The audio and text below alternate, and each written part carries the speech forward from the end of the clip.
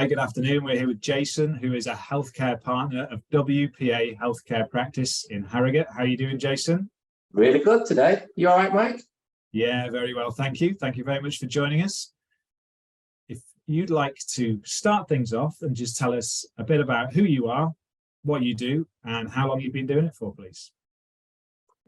As you quite rightly say, I'm Jason, and I am actually a registered pharmacist somehow. Don't know how that happened. So I've been a pharmacist since 1998 and worked as a pharmacist for many, many years, and then sort of came out of being an operating pharmacist about a couple of years ago because I missed people effectively. And our pharmacy, we service care homes, and it's in like a closed environment, and before then I was working in a high street pharmacy, so I missed that interaction with people and wanted to find something that added value, and that I could get speaking to people again. So offering healthcare in the present environment was something that definitely sort of aligned with my values, and that's effectively what I'm now doing pretty much full time. Brilliant. So in terms of in your sector, and I was talking about competition and what makes you stand out from other people who do what you do, what would you say that is? What's your unique point of difference? I think we have quite a few, to be quite honest. I think the major one is we're not for profit as an organisation, and we are the only true not-for-profit health insurance company. We have all sorts of other USPs in terms of we only stick with health insurance, so we don't get involved in other sectors, which means we can focus on what we're very good at, which is why we do tend to win all the awards. And in fact, only last week, for the 4th time, we were awarded Health Insurer of the Year. Literally, we've done that in the last 4 years. And you know, I think in terms of our service, it's very personalised and it's very much focused around our customers and what their needs are and understanding them. And my relationship with my customers isn't just at the point of sale. It is from the first moment I speak to them until the very end. So I get customers that ring me out of hours, Jason, how do I claim for this, and that kind of stuff. And I think that's one of our other major USPs. They've got someone they can speak to whenever they want. Brilliant. Thank you for sharing that. So in terms of the business journey to date then, and what it's been like for you, some people describe it roller coaster-esque, or you know, slow and steady growth, or it's been a huge kind of boom periods. What's it been like for you to describe that? I have to be honest, it's going extremely well, and I believe it's going extremely well because of the products that I'm representing and I'm selling. And in fact, I don't even like to use that word because I'm not selling, because I'm adding value to people's lives.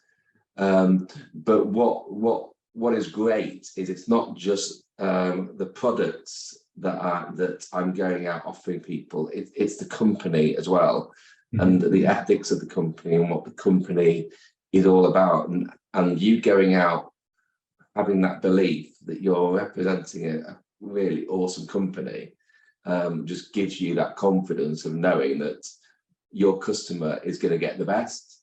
And me, myself, my father represented the company and had represented the company for about 15 years. And one of the things he wanted me to do, and my father's, believe you me, much more irritating than I am, if that is at all possible, he absolutely insisted I got the policy. And I had no idea what health insurance was. And the only way to keep my father quiet was to just say yes. So I did that.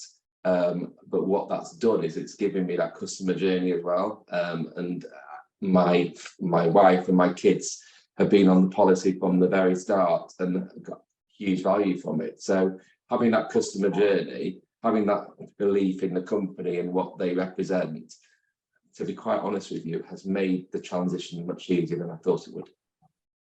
Cool. And so in terms of yourself as a business owner and the sort of learning journey that you've been on, what would be the biggest lesson that you've had to date, if there's one that you could pick out? The fact that you don't have to be great at everything. The fact that you are going to be naturally suited to certain areas of the business, and there is nothing wrong with introducing other people into the business to help you do things which you don't enjoy and, to be quite honest, you're not great at. So then I can really focus on what I really love doing. So if I can get everybody within the business to be great at what they're doing, it's just going to make everything around it work much better. So it's probably my biggest learning. Good share. Thank you very much. And then if we were to meet you at 18 and you were to offer yourself a piece of advice just starting out, or perhaps it could be reflective as well to anybody just starting a business, what would that piece of advice be? I think the piece of advice would be that, like I did, make sure what you're doing you are aligned to. Make sure that you enjoy doing it, because if you don't enjoy doing it, it will become a bind, and you will procrastinate and you will find reasons not to do stuff.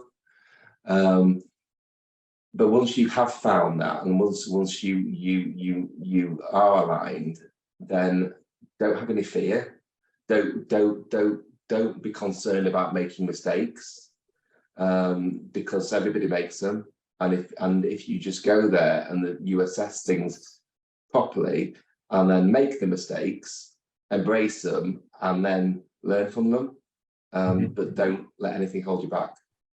Excellent. Another good share there. Thank you very much for that. So in terms of, I suppose, inspiration to do what you do, I mean, you mentioned there about being aligned and, I suppose, purpose-driven. What inspires you to do what you do? Is it friends, family, again, reflecting on what you've said about interacting with people, so customers, clients, anything you read, listen to, feel free to share your inspiration. Yeah, I mean, I learn from other people, and in terms of what they've achieved in their lives, and also the mistakes that they've made too. And everything for me is around providing for my wife and my kids and giving them the best that I possibly can and leaving a legacy, and me being able to not actually just for them, to society in general, giving the best that they can. So I for example, you may have even heard on this particular interview, I have a very slight stammer, and as a kid that was a real issue for me, and made my years at school horrendous, to be quite honest, and sort of really miserable. And what I now want to do is sort of an added thing. There's the British Stammering Association, which I want to help them too. So I'm going to be volunteering a bit of my time, that I'll be part of their helpline for people to speak to me whenever they want to, and to share my experiences as a young adult and my experiences now, and just try and inspire people. Fantastic. Thank you very much for that share. So in terms of any latest news around what you're doing, you've mentioned awards. If there's anything else, or even websites or anything like that, just to direct us to find out a bit more about what you're up to, feel free. Yeah, well, I'm regularly on LinkedIn, and obviously because of my background being a pharmacist, I always try and make it as health related as I possibly can, and just to give people some information. So every Friday, I have a LinkedIn post which is very focused about a particular area of health. Obviously there is our website to look at, so it's at www.wpa.org.uk/my name, and then they can find out what's obviously available. And also within what we do as a company, quite often we do webinars about certain issues as well, but they come up all the time, and probably the best place to find those is on the website. Fantastic. Jason, it's been an absolute pleasure talking to you. Thank you very much for sharing your knowledge and inspiration. All the best with it. Thanks very much, Mike.